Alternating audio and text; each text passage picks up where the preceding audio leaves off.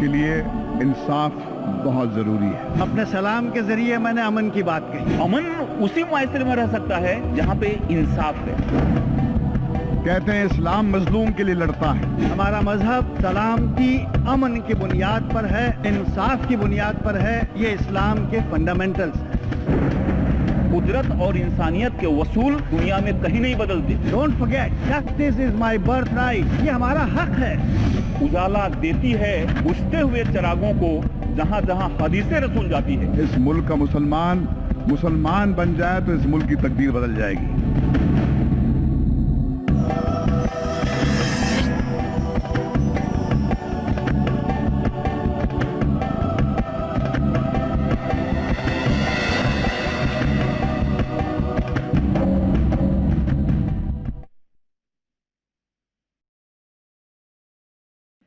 मैंने इस्लाम को अपने हिसाब से काफी पढ़ा है, आप जैसे लोगों से काफी चर्चा की है और मैंने उसको जो समझा है और बहुत सारे तकरीर में बहुत जगह पे मैंने इस बात को लोगों के सामने रखा है।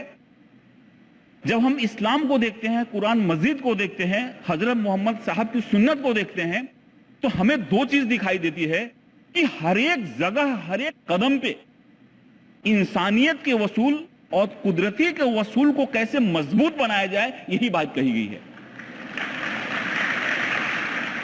उजाला देती है बुझते हुए चिरागों को, उजाला देती है बुझते हुए चिरागों को जहां जहां हदीसे रसूल जाती है। दोस्तों, अगर आप इंसानियत के वसूल को महफूज रखेंगे तो दुनिया महफूज रहेगी।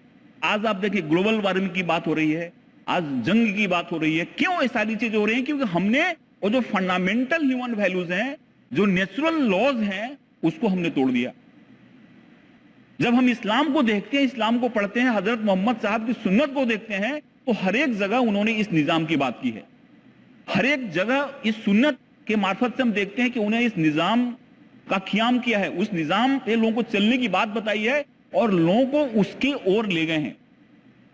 दोस्तों, मैं ज्यादा थ्योरी में नहीं जाना चाहता। हजरत मोहम्मद साहब की जिंदगी की मैं आपको जो बात बता रहा हूं आपको मालूम होगी, लेकिन इस बात को मैं जब बोलता हूं तो मुझको बहुत अच्छा लगता है, इसलिए अगर आपको मालूम भी है फिर भी मैं इसको बोलूंगा। तहम्मुल, रवादारी और भाईचारा, अगर इसका कहीं मिसाल देखना है तो इससे बड़ा मिसाल हुजूर की जिंदगी से ज्यादा नहीं हो सकता। दोस्तों, आपको कहानी मालूम होगी, जब हजरत मोहम्मद साहब नमाज पढ़ने जाते थे और एक बुढ़िया उन पे कचरा फेंका करती थी। वो कचरा साफ करके नमाज के लिए जाते थे, फिर चले जाते थे। एक दिन ऐसा हुआ कि उस बुढ़िया ने कचरा नहीं फेंका, तो उन्होंने वहां पे पूछा कि वो कहां है बूढ़ी माँ जिसने कचरा फेंका रोज मेरे सर पे, आज वो कहां गई? किसी ने बताया कि उनकी तबीयत अच्छी नहीं है। तो वहां पे जाकर उन्होंने तबीयत पूछी, तो उस बूढ़ी को लगा कि जिसके सर पे मैं रोज कचरा फेंकती थी वो कैसा इंसान है कि मैं बीमार हूं तो मुझसे तबीयत पूछ रही है, और वो इस्लाम को उसने कबूल कर लिया। ये हमारी सुन्नत है।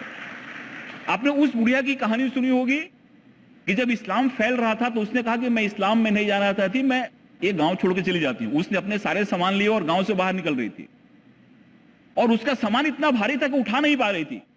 वहां पे एक आदमी आया और बोला कि चलो मां, मैं तुम्हारी मदद करता हूं। सामान उठाया और बाहर ले गए, और बुढ़िया ने कहा कि ठीक है, अब चले जाओ, मैं चली जाऊंगी। और बुढ़िया ने पूछा कि तुम कौन से आदमी हो, इतने तुम्हारे ख्याल अच्छे हैं, तुमने मेरी मदद की, तुम अपना नाम बताओ। तो इन्होंने कहा कि मुझको मोहम्मद कहते हैं।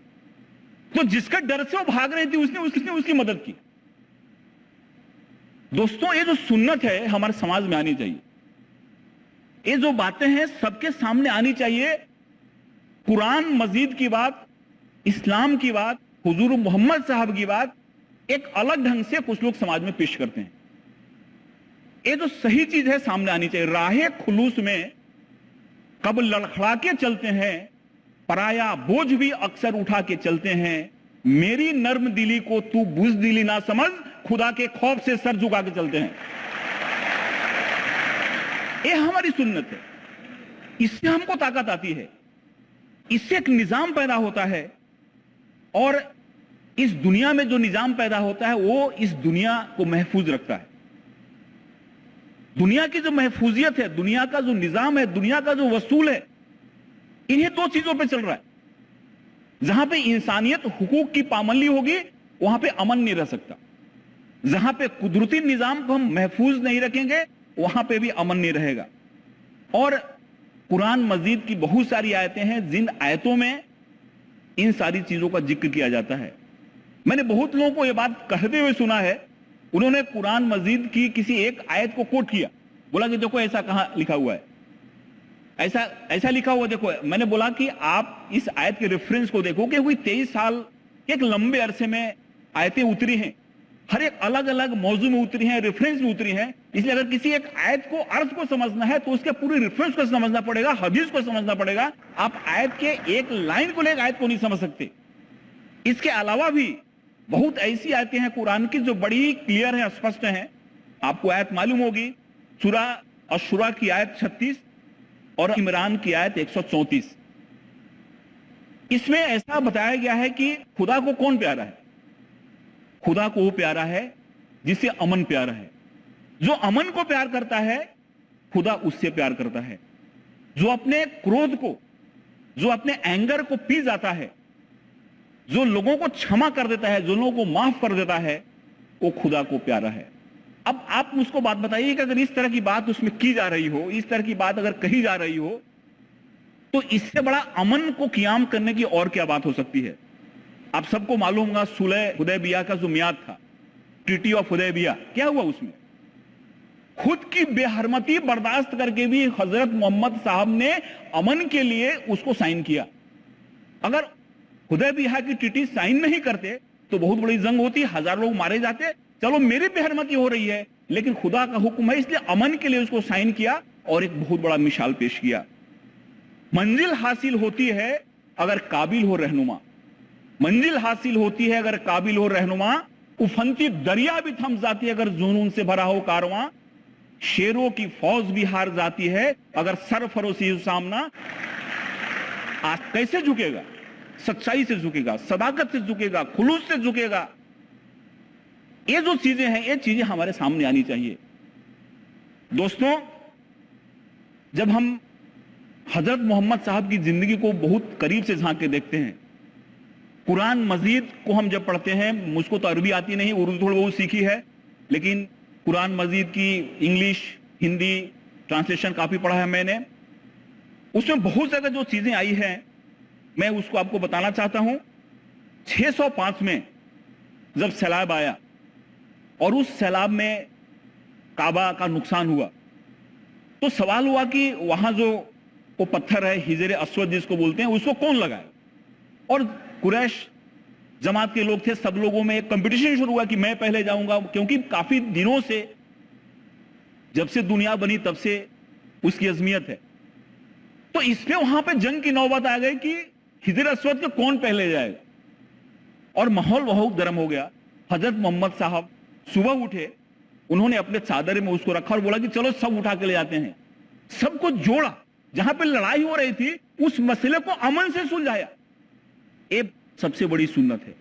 मुहब्बत की हो बुनियाद अगर तो गम भी खुशी बन जाते हैं। मुहब्बत से करो आगाज तो अजनबी भी करीब आते हैं। तो मुहब्बत से उस मसले को सॉल्व किया, नहीं तो वहां पे जंग होती और हजारों लोग मारे जाते। दोस्तों, मैं पुलिस वाला हूं तो बहुत लोगों से चर्चा होती रहती है, बहुत लोगों से तबादले ख्याल होते रहता है। जिहाद की बात करते, मैं बोलता हूं जरा जिहाद जो लफ्ज है उसकी मीनिंग को समझने की जरूरत है। जिहाद का अर्थ लड़ाई नहीं है, जिहाद का अर्थ to strive, to make attempt. किसके लिए अटेम्प्ट करना? In order to establish good and in order to counter evil. जिहाद का मीनिंग है कि अच्छाई को स्थापित करने के लिए, सदाकत के क्याम के लिए हम जो कुछ स्ट्राइव करते हैं, जो भी करते हैं, वो जिहाद है।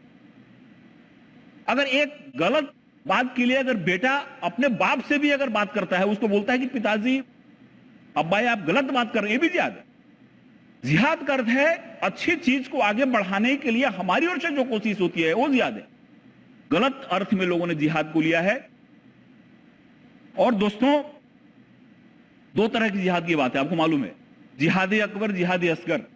तलवार की जो लड़ाई है वो जिहाद असगर है, छोटी लड़ाई। اس کو زیادہ ترجیح نہیں دی. بدر کی لڑائی کے بعد حضرت محمد صاحب نے سب لوگوں سے بولا کہ تلوار کی لڑائی سے ہٹ جاؤ, کیونکہ اگر جہاد عسکر میں رہ جاؤ گے تو جہاد اکبر نہیں کر پاؤ گے. جہاد اکبر کا ارتھ ہے اپنے سے لڑو, اپنے اندر جو خامیاں ان سے لڑو, اپنے اندر جو برائیاں ان سے لڑو. تمہیں خدا کی رحمت کب حاصل ہوگی؟ جب تم جہاد اکبر میں فتح حاصل کرو گے تب تم کو حاصل ہوگی. یہ ہماری سنت ہے. یہ ساری چیزیں انہوں نے بتائی ہے اپنے کو. اور قرآن کی بہت سارے آیتیں میں کوٹ نہیں کرتا کیونکہ وقت کافی کم ہے. میں ایک بات ہر ایک جگہ کہتا ہوں لوگوں سے کہ قرآن مجید میں اس بات کا الیکھ ہوا ہے سورہ فاطر اور سورہ الزخرف میں. اس دنیا کی کوئی بھی ایسی جگہ نہیں ہے جہاں ہم نے اپنے رسول نہ بھیجے ہوں, جہاں پہ ہم نے نبی نہ بھیجے ہوں. ہر ایک جگہ ہم نے نبی بھیجے, ہر ایک جگہ ہم نے رسول بھیجے. یہ جو پوری دنیا ہے ایک جماعت ہے. اس دنیا کے جتنے بھی لوگ ہیں ایک جماعت کے ہیں, لیکن اس جماعت تقسیم ہو گیا, اس جماعت بکھر گیا. اس جماعت کو ایک جگہ لانے کی ضرورت ہے. اور کیسے جماعت ایک جگہ آئے گی؟ جب ہم پیار کی بات کریں گے, محبت کی بات کریں گے, توحید کی بات کریں گے, تو یہ جماعت ایک جگہ آئے گی.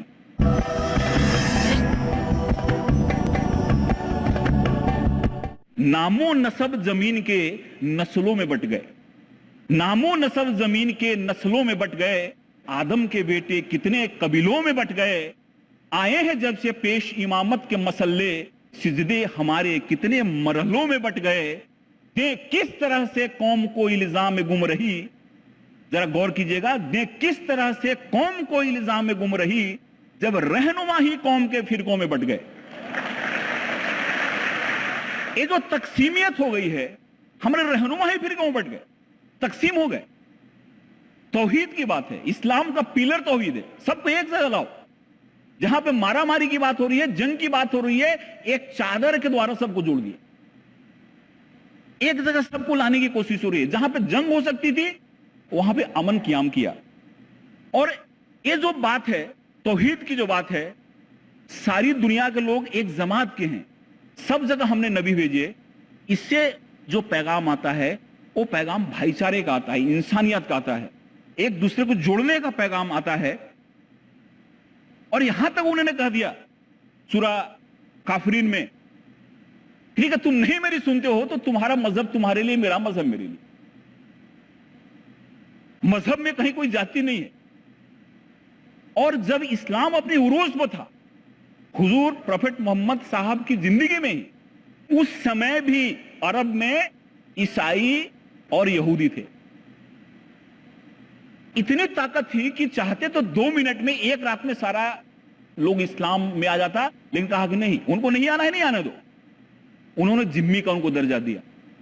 تو میں اس بات کی بھی مخالفت کرتا ہوں کہ اگر کوئی بولتے ہیں کہ اسلام تلوار سے پھیلا تو غلط ہے. بولتے ہیں اگر ایسا ہوتا تو اس سمے عیسائی یہودی نہیں بچتے, سب کو مسلمان بنا دیتے. یہ جو سنت ہے یہ سب کے سامنے آنی چاہیے. اس لیے میں ان ساری پریکٹیکل چیزوں کو بولتا ہوں, کیونکہ پولیس والا ہوں, پولیس سے پریکٹیکل زیادہ بات کرتے, تو میں ان ساری چیزوں کی بات کرتا ہوں. اور یہ جو سنت ہے, کیسی سنت ہے, تم تو ہواؤں سے بھی چراغ جلا لیتے ہو, تم تو ہواؤں سے بھی چراغ جلا لیتے ہو, دل جسے چاہے اسے اپنا بنا لیتے ہو. لوگ تو پتھر سے آئینہ کچل دیتے ہیں, تم تو پتھر کو آئینہ بنا دیتے ہو. تو میں نے ابھی آپ کے سامنے جو باتیں کی ہیں, ان چیزوں میں حضرت محمد صاحب کی سنت اور قرآن مجید, اس میں انسانیت کی بات بھری ہوئی ہے, محبت کی بات بھری ہوئی ہے, توحید کی بات بھری ہوئی ہے, قومی آہنگی کی بات بھری ہوئی ہے, پریم کی بات بھری ہوئی ہے. اور ہم غلط فہمی میں رہ کر غلط ڈھنگ سے اگر عبادت کرتے ہیں اس کی بھی بات کہی ہوئی ہے. تو جہاں پہ انسانیت کی بات ہوگی, جہاں پہ تحمل کی بات ہوگی, جہاں پہ محبت کی بات ہوگی, جہاں پہ خدائی کی بات ہوگی, وہاں تو انصاف ہوگا ہی. اور جہاں پہ انصاف ہوگا وہاں تو امن دوستوں آئے گا ہی. اس لیے یہ جو ساری چیزیں ہیں, ایک پولیس افسر کے روپ میں میں نے جو سمجھا ہے, اور جہاں جہاں پہ میں نے بات کیا ہے لوگوں سے, جب ان ساری چیزوں کی مخالفت کرنے والوں سے میں جب بات کرتا ہوں اور ان ساری چیزوں کو جب میں کوٹ کرتا ہوں تو لوگ چپ ہو جاتے ہیں, کیونکہ ان ساری چیزوں کی معلومات لوگوں کو ہونی چاہیے, ان ساری چیزوں کے بارے میں لوگوں کو معلوم ہونا چاہیے. اور अंत में मैं यही कहना चाहूंगा कि अच्छाई को प्रूव करने के लिए किसी प्रूफ की जरूरत नहीं होती। खुदाई को प्रूफ करने के लिए किसी प्रूफ की जरूरत नहीं है, क्योंकि खुदा तो प्रूफों का प्रूफ है, वो तो सबूतों का सबूत है। न सबूत है न दलील है, मेरे पास रब्बे जलील है। नाम तेरा कितना है मुख्तसर, जिक्र कितना तवील है। मुतमईन हूं तेरे फैसलों से, वहां न मतालबा है न अपील है। और दोस्तों, अंत में फिर एक बार मैं शुक्रिया अदा करना चाहूंगा और यही कहना चाहूंगा कि हिंदुस्तान का जो मुस्तकबिल है वो बहुत अच्छा है।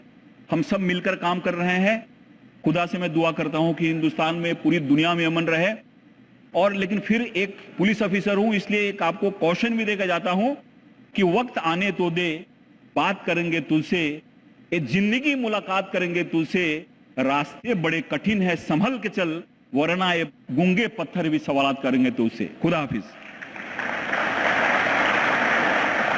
जज़ाकल्लाह खैर डॉक्टर भूषण कुमार उपाध्याय साहब। कहते हैं कि पुलिस एक ऑफिसर और एक होशियार और काबिल और स्पेशली डॉक्टर भूषण कुमार उपाध्याय साहब के जैसे ऑफिसर हों, बोले बगैर दलील, प्रूफ या बगैर मोटिव कि कोई चीज़ एक्सेप्ट नहीं करते। और आपके सामने पेश थे डॉक्टर उपाध्याय, जिन्होंने ये स्पेशल इंसाइट एनालिसिस एक पुलिस ऑफिसर के तौर पे इस्लाम के बारे में पेश की। अल्हम्दुलिल्लाह ये स्पेशल इंसाइट सेशन के लिए ये आखिरी टॉक था जो काबिल तारीफ है। अब हम शुरू करते हैं क्वेश्चन एंड आंसर सेशन, सवाल व जवाब का सेशन, जिसमें पहले मैं मदु करूंगा एडवोकेट मजीद मेमन साहब को। और हमारे 3 माइक हैं, एक माइक स्टेज के पास, एक पीछे भाइयों के लिए और एक माइक बहनों के लिए लेडीज सेक्शन के सामने।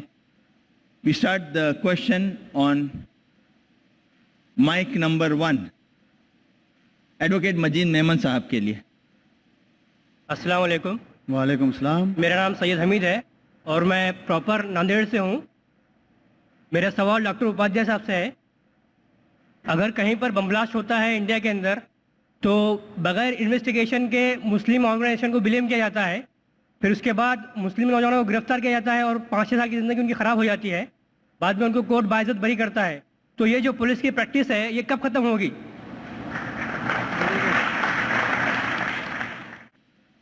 आपने यहाँ जो सवाल पूछा है वो बड़ा ही माकूल सवाल है और मैं जाती तौर पे और कानूनी तौर पे यह मैं बताता हूँ कि कहीं भी कोई अगर घटना होती है, कोई वाकया होता है, तो जब तक उसकी तफ्तीश न हो तब तक किसी भी इंसान को, किसी भी फिरके को या किसी भी व्यक्ति को मुलजिम करार देना और उस पर कार्रवाई करना पूरी तरह से गलत है। ये बात बंद होनी चाहिए। मजीद मेमन साहब। देखिए, सवाल का जवाब उपाध्याय साहब ने जो दिया वो मैं उससे खुद इसलिए मुतमईन नहीं हूँ कि करना ज़रूरी है मगर होता क्या है। देखिए, हम जो सवाल पूछा गया है वो बहुत कठोर और कड़वी सच्चाई है। बार बार हमने जब से ये सेक्युलर सरकार यहाँ महाराष्ट्र में बैठी है और अभी जब आर पाटिल हमारे होम मिनिस्टर हैं, कई बार हमने जाकर उनसे शिकायतें की कि कहीं भी पथराव हो गया, आगजनी हो गई तो उस मोहल्ले के तमाम मुसलमान नौजवान बच्चों को पुलिस राउंड अप में गिरफ्तार कर लेती है। ये नहीं होना चाहिए। ये 1990, 92, 93, 94 में हुआ था, 95 हुआ था, ठीक है। 21वीं सदी में अब when secular government is in place both at the state and the central level, this must be stopped. बतौर ख़ास भिवंडी जैसा एरिया, मुमरा जैसा एरिया, मीरा रोड जैसा एरिया, मालेगांव जैसा एरिया जो प्रिडोमिनेंटली मुस्लिम पॉपुलेशन है, वहाँ जब जब इस किस्म की बातें होती हैं कि ज़रा सा भी कुछ फसाद हो गया, पहले they will round up all the Muslim boys. लेकिन अब ये मुझे खुशी है इस बात की कि ये बहुत हद तक कम हुआ है, ये ख़त्म नहीं हुआ है। पुलिस की with respect to Upadhyay ji, psyche जो है पुलिस का जो परसेप्शन है कि एक दाढ़ी वाला नौजवान बच्चा है तो ज़रूर इसने किया होगा, दिस मस्ट गो। ये हमने डीजी से कहा था। हमने डीजी से कहा था कि साहब देखिए, आपकी तरफ से मुसलमान जो एक कॉमन मैन है وہ آج پولیس اسٹیشن میں اگر ممبئی میں جاتا ہے اس کے زخم پورے نہیں بھرے ابھی تک.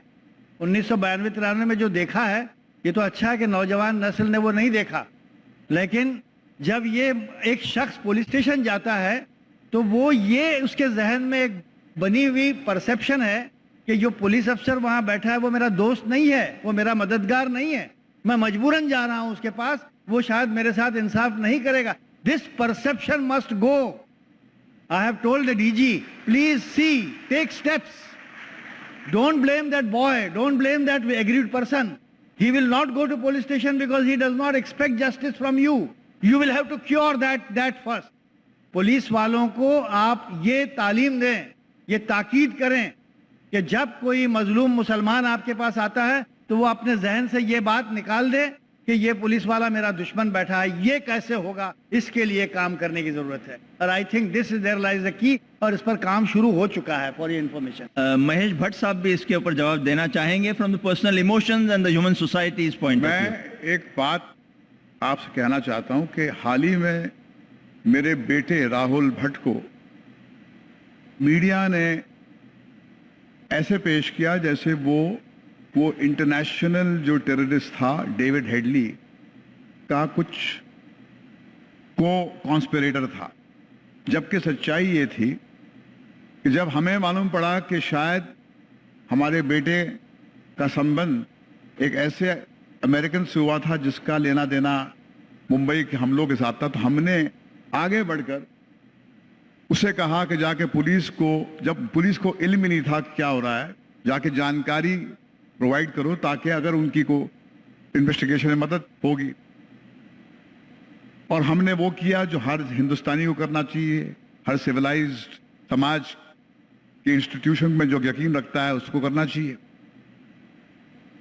ہمارے کو پرائیویٹلی پولیس نے ہماری پیٹھ تھپتھپائی, آئی بی کے لوگوں نے آ کے شکریہ ادا کیا, مگر پھر انجانے میں نہ جانے کسی نے یہ چال بازی کی اور ہمارے میڈیا میں خبر آ گئی, اور پھر ایسا ایک سما باندھا کہ جیسے میرے بیٹے کا اٹھنا بیٹھنا کسی ایک ٹیررسٹ کے ساتھ میں تھا, مگر پولیس نے کچھ نہیں کیا اور نہ ہی انویسٹیگیٹو ایجنسی کیا. انہوں نے بہت ہی شرافت سے اپنا برتاؤ مینٹین کیا. یہ شرارت کی میڈیا کے کچھ لوگوں نے, کیونکہ وہ چاہتے تھے کہ وہ ایک پرسیپشن کریٹ کرے کہ یہ شخص جو ہے جو مائنورٹیز کے ایشو کے لیے بولتا ہے اس کو کہیں پر آپ کٹ گھرے میں کھڑا کیجئے تاکہ یہ ہمیشہ کے لیے بولنا بند کر دے.